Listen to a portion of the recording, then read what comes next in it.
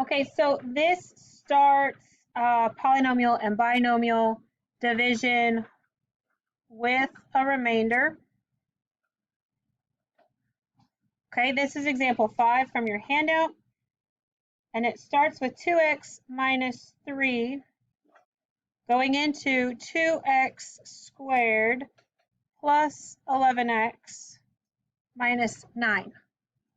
Okay, and just like before with the others, you're going to use your x term to start to figure out what you're going to do.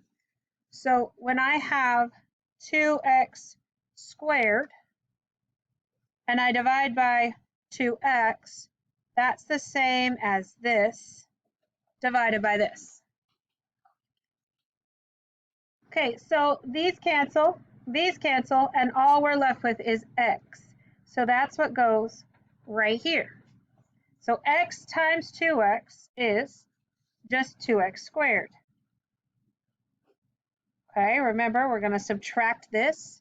Now, x times negative 3 is negative 3x.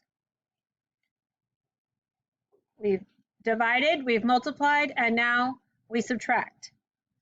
But first, I have to distribute. So this becomes negative, this becomes positive, this goes away. So these go to 0. 11 plus 3 is 14x. And now I bring down. So once again, I'm going to use 2x to figure out what goes into 14x. Well, that's just 7. So I'm going to put plus 7. 7 times 2x is 14x. 7 times negative 3 is negative 21. When I distribute, this becomes negative, this becomes positive. Okay, those go to 0. Negative 9 and positive 21 is what, 12? Right? No. What is that? Somebody tell me. It is 12. Okay, cool.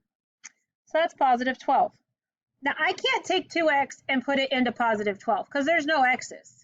So here's my answer. I have x plus 7 plus 12 over 2x minus 3.